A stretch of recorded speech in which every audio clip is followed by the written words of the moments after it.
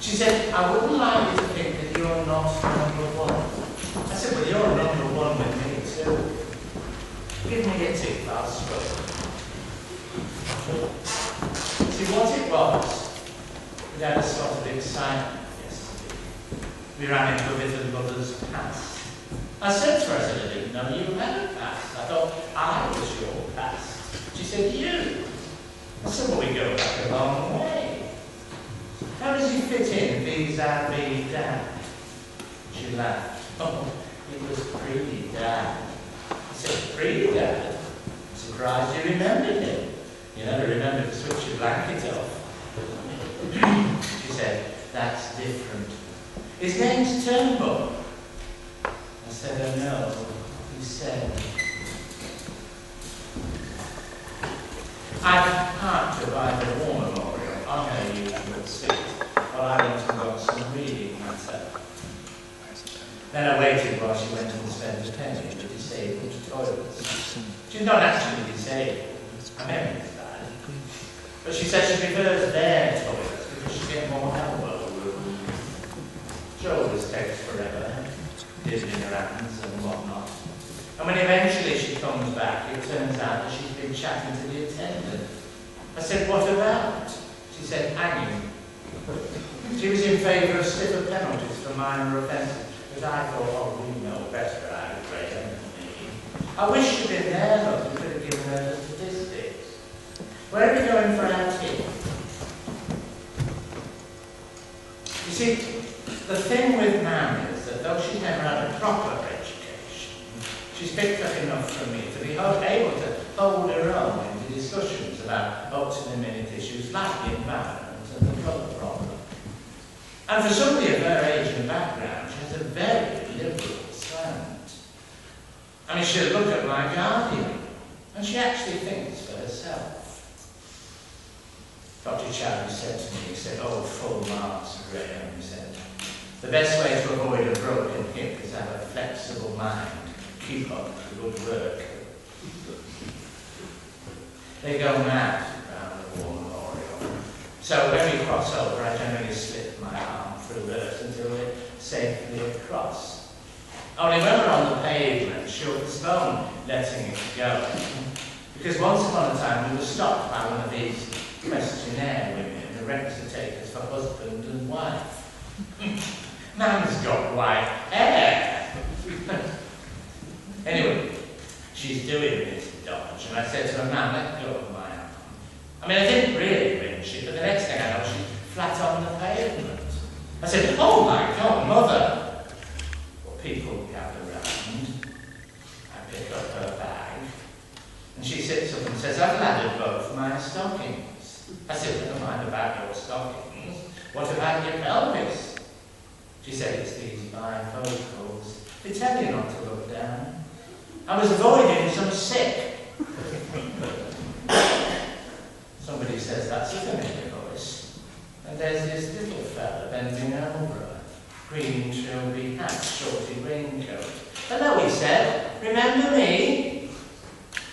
But she doesn't remember people.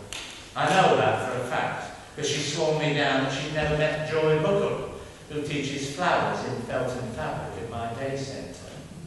I said, you have met Joy. You knitted her a tea cozy. So she can knit tea cozies. And bed socks. Both of them outmoded articles. I said to her, I said, branch out. If you can knit tea cozies, you can knit skiing hats. She said, well, I will. Only I have to stand over her, otherwise she'll still leave a hole for the span. Anyway, I said, you do remember Joy, I said, because she said that she had shocking eyebrows. She said, oh, I hope you didn't tell her that. I said, well, of course I did. Anyway, she said, I don't remember. And that's just the way she is. She doesn't remember. And there's this little fella standing there saying, remember me? So I said, no, she won't. Come on, mother, let's get you up. Only she said, remember you? Of course it's Frank Turnbull. It must be 50 years. He said, 52. Filing, 1934. She said, Seacrest. He said, no sand in the bedrooms. And they both cracked sat on the cold pavement. I said, come along, mother, we don't want piles. Only he butts in again. With respect, he says, it's not advisable to move a person until it's been ascertained that no bones are broken. I was in the St. John's Ambulance Brigade. Yes, said mother said. And who did you learn your bandaging on? And they both burst out laughing again. He was wearing these bright yellow gloves. Could have been a bookie. Anyway, eventually I get my arm round her waist and I hoist her up. Only his lordship's no help, as he claims to have a bad back. But when I finally restore her to perpendicular, she introduces him. She said, this is Frank Turnbull, he's a friend of mine from the old days. What old days? First time I knew there were any old days. Turns out he's a gents outfitter, semi-retired, with a shop in Bradford and some sort of outlet in Morecambe. I thought, well, that accounts for the yellow gloves. Straight away, he takes charge. What you need now, Vera, is a cup of coffee. I said, well, we were just going for some tea, weren't we, mother? Vera. Her name's not Vera. She's never been called Vera. My dad never called her Vera. What, just the once? When they were wheeling him into the theatre. Vera. Right, he said, follow me. He sticks his arm through hers. Careful, she said. You'll make my boyfriend jealous. I didn't say anything.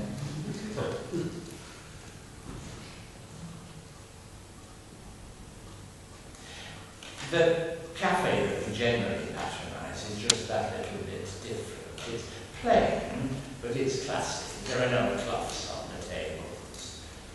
And the menu comes on a little slate. And all the waitresses wear their own clothes and look as though they're doing it just for the fun of it. All the stuff's homemade. And we're both big fans of the date and walnut bread. This is the place, I said. Mr. Turnbull goes straight past. No, he said. I know somewhere. Just open. Press on.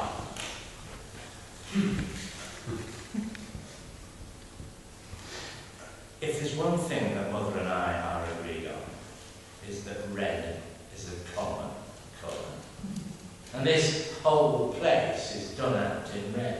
Lampshade is red, waitresses in red, plates red. And on the table, those little plastic sauce things got up to look like tomatoes, also red. And when I look, there's a chip in the sugar. I thought, oh dear, Mother's not going to like this. And she said, oh, this place looks cheerful, doesn't it, Graham? I said, there's a chip in the sugar. He said in detail, they're still having teething troubles. Is it 3 coffees? I said, well, we like tea. Only Mother said, no, I'd like an adventure. I'll have coffee. He gets hold of the menu, puts his hand on hers. Might I suggest, he said, a cheeseburger? She said, oh, what's that? He said, it's fresh country beef mingled with golden fried onions, topped with a layer of toasted cheese, and served with French fries and lemon wedge. She said, oh, lemon wedge. That sounds nice. I thought, well, I just hope you can keep it down. Otherwise, it'll be the pizza story all over again. One mouthful, and at 4 o'clock in the morning, I'm still sitting by the side of the bed with the bucket.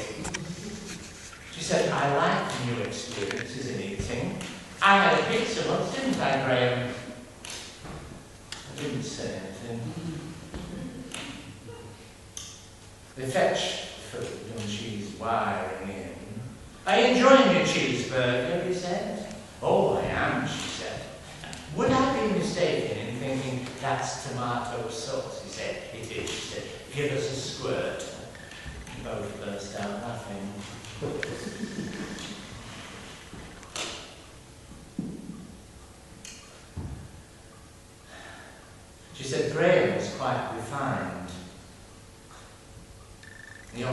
a dry sherry.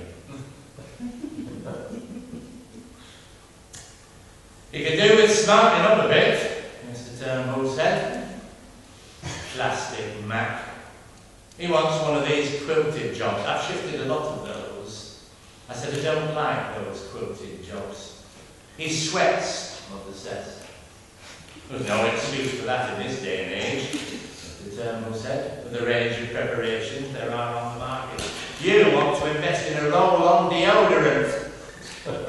Everybody could hear. And flares are anathema even in Bradford.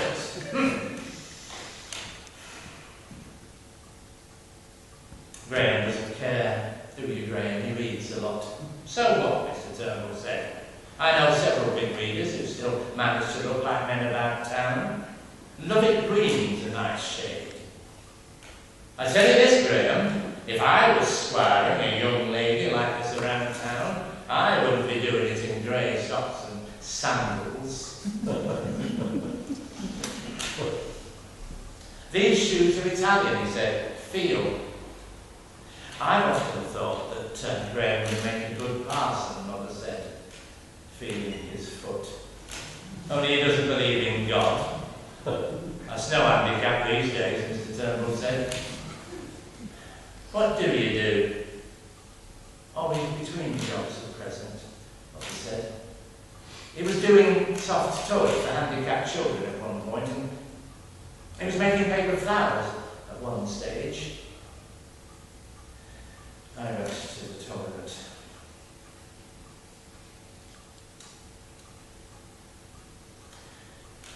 When I came back, he said, I don't believe in mental illness. 9 times out of 10, it's just a question of pulling your socks up. I didn't say anything. Mother said, yes, I think the pendulum's gone too far. She didn't look at me. It's like these girls who won't eat, Mr. Turnbull said. They'd soon eat if they were brought up like you and me, dear, eh? Nothing to eat. Yes, she said, they had it too easy. Did you marry? Twice, he said. I buried Amy last May. I was heartbroken, but life has to go on. I've a son lives in Stevenage. I got 2 grandsons, one of them at the motorbike stage. Do you drive? No, I said. Oh, you do, said Mother. You have that scooter. I said, it was only a moped. She said, well, a moped. They're all the same. I can't get him to blow his own trumpet. I put her over 2,000, Mr. Turnbull said. Handles like a dream. I think the solution to mental illness is hard physical work. Making Raffian mats. I'd go mad. Yes, said Mother, but they do pottery as well. I've seen some very nice ashtrays. Feather bedding, Mr. Turnbull said. Do you like these Pakistanis? Well, in moderation, Mother said. We've a nice news agent. Graham thinks we're all the same. I said, well, I thought you did. She said, well, I do when you explain it all to me, Graham, but then I forget the explanation and I'm back to square one. There is no explanation, Mr. Turnbull said. They sell mangoes at our post office. What explanation is there for that? Yes, said Mother. I've smelled curry on my woman's own. You have to be educated to understand. I didn't say anything. He ran us home. Promised to give her a tinkle next time he was in the neighbourhood. Said he was often round this way, tracking down 2-tone cardigans. He said, your mother's a grand woman, Graham. You want to cherish her. Oh, he does, Mother said. You're my boy.